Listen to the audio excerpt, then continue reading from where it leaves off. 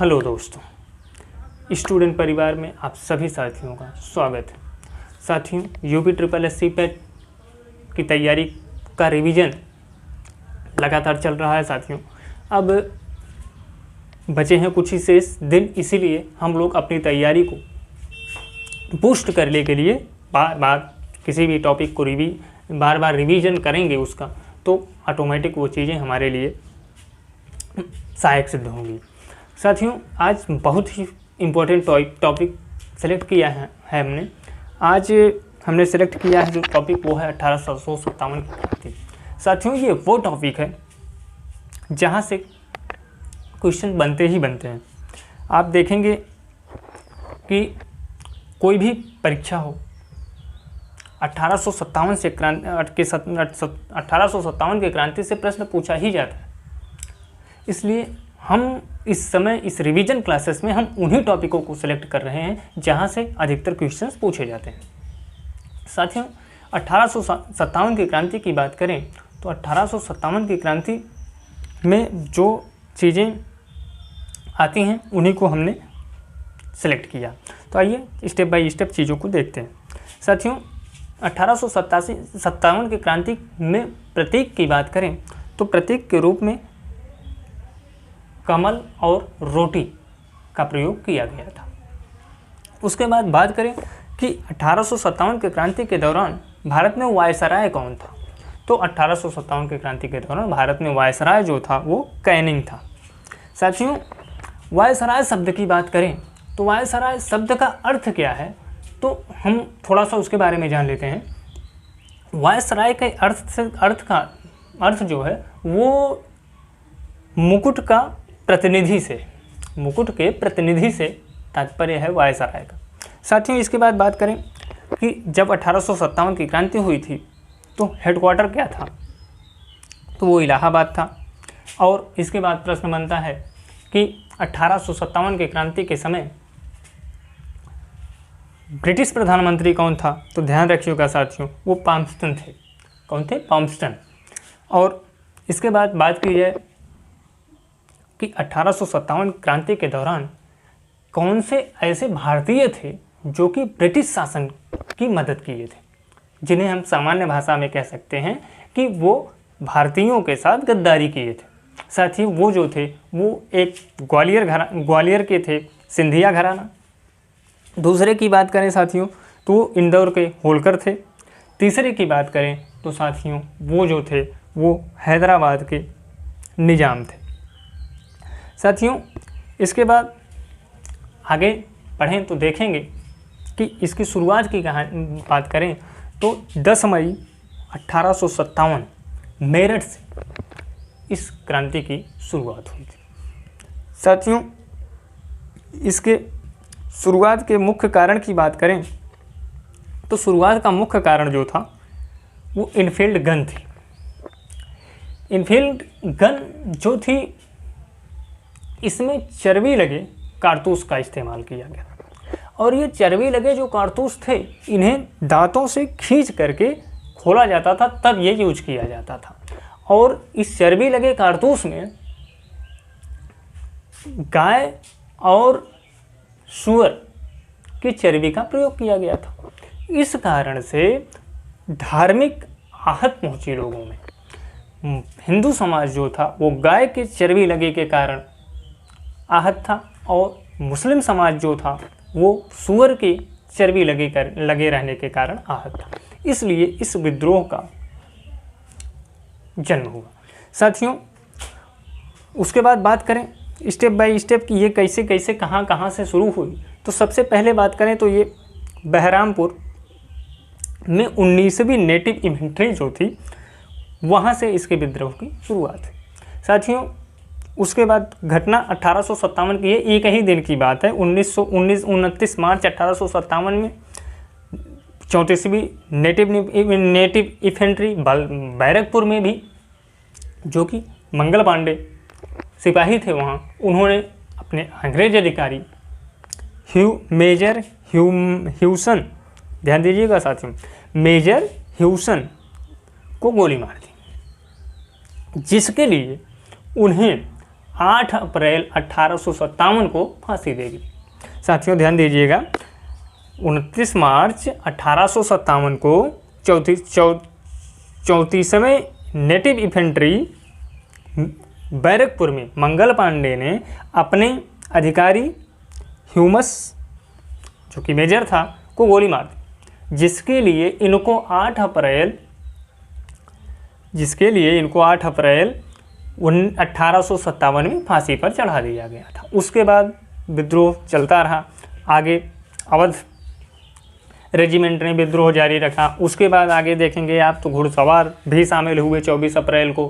फिर आगे आप बढ़ेंगे तो धीरे धीरे ऐसे बढ़ते बढ़ते 10 मई को ये विद्रोह जो था वो व्यापक रूप धारण कर लिया। साथियों 10 मई के बाद जब इसने व्यापक रूप धारण किया तो 11 मई को जनता जो थी वो दिल्ली की तरफ अग्रसित हो गई। दिल्ली की तरफ जनता अग्रसित हो करके वहाँ बहादुर शाह जफर को सुल्तान घोषित कर दिया।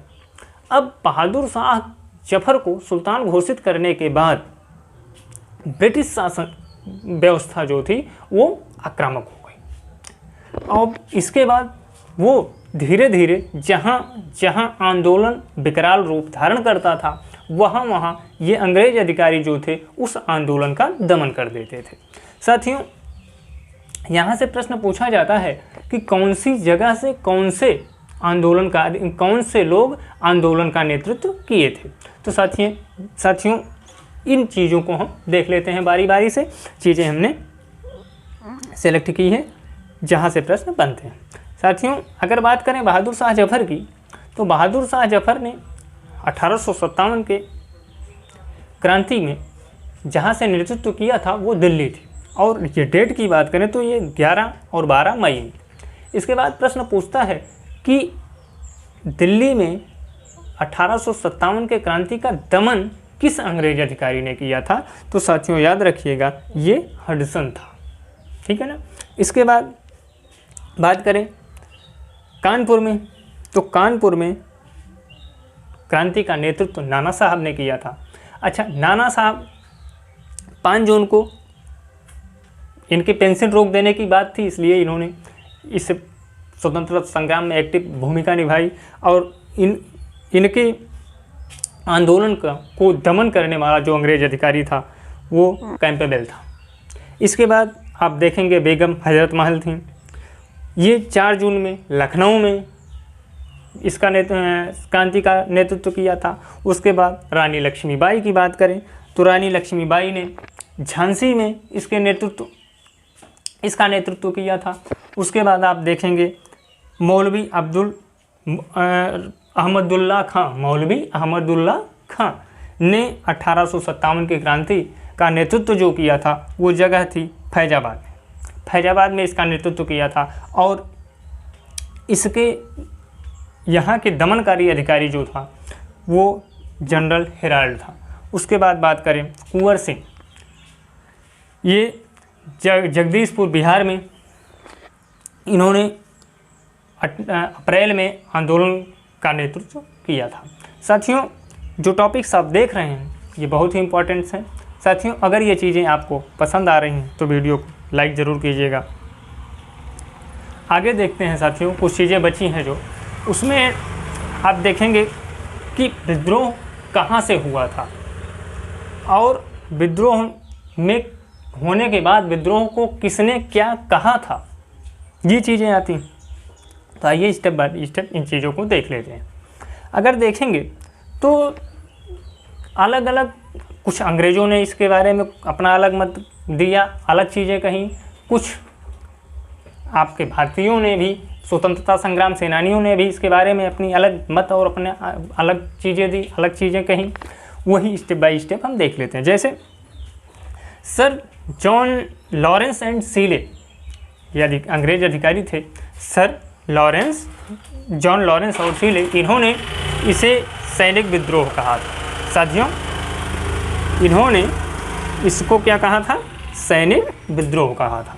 उसके बाद बात करें वी डी सावरकर, तो वी डी सावरकर जो थे उन्होंने 1857 की क्रांति को एक सुनियोजित, ध्यान दीजिएगा साथियों, एक सुनियोजित राष्ट्रीय स्वतंत्रता संग्राम कहा था। उसके बाद बात करें जेम्स आउट्रम था, इसने इसे हिंदू मुस्लिम षड्यंत्र कहा था। साथियों अब ये तो नॉर्मल सी बात है ना कि कोई भी अंग्रेज अधिकारी या ब्रिटिश शासक का आदमी है तो वो तो भारतीयों द्वारा की गई कोई भी घटना के लिए गलत ही संदेश देगा, गलत ही चीज़ें कहेगा। उसके बाद आप देखेंगे आरसी मजूमदार ने बिल्कुल एक अजीब सा कथन इस्तेमाल किया है। इन्होंने ऐसा कहा है इस आंदोलन के बारे में, इस क्रांति के बारे में, जैसे ये लगता है कि ये इस क्रांति के बारे में कुछ समझ ही नहीं पाए हैं, उस तरीके से इन्होंने कहा है इसे। इन्होंने कहा है कि ये क्रांति जो है ये ना राष्ट्रीय है और ना ही स्वतंत्रता संग्राम है। इन्हें जैसे कुछ समझ में ही नहीं आया। उसके बाद बात करें कि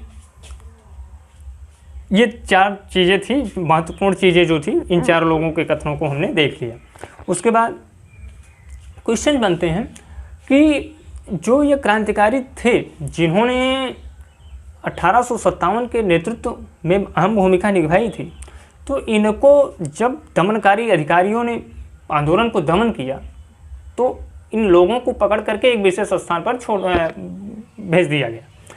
उसी में कुछ लोगों के बारे में हमने देखा, उसी पर चर्चा करते हैं साथियों। जैसे नाना साहब थे, तो जब आंदोलन का दमन कर दिया गया तो प्रश्न बनता है कि नाना साहब कहाँ भेज दिए गए, तो नाना साहब को नेपाल भेज दिया गया था। उसी प्रकार बहादुर शाह जफर को रंगून म्यांमार भेज दिया था।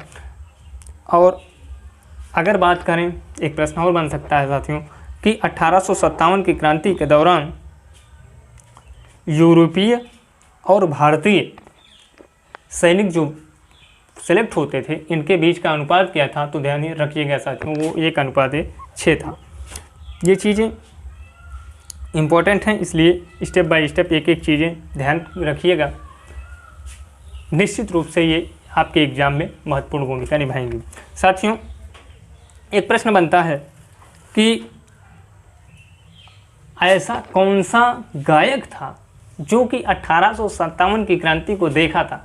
इम्पोर्टेंट है साथियों, यहाँ से प्रश्न बनता है, ऐसा कौन सा गायक था जो कि 1857 की क्रांति को देखा था। तो साथियों ध्यान रखिएगा, वो मिर्ज़ा गालिब साहब थे। मिर्ज़ा गालिब साहब एक ऐसे गायक थे जिसने 1857 की क्रांति को अपने आंखों से देखा था। उसके बाद एक प्रश्न बनता है कि इस क्रांति में किस जगह से सबसे अधिक सैनिक सम्मिलित हुए थे, तो वो अवध क्षेत्र था। साथियों यहाँ से 1857 की क्रांति में सबसे अधिक सैनिक शामिल हुए थे।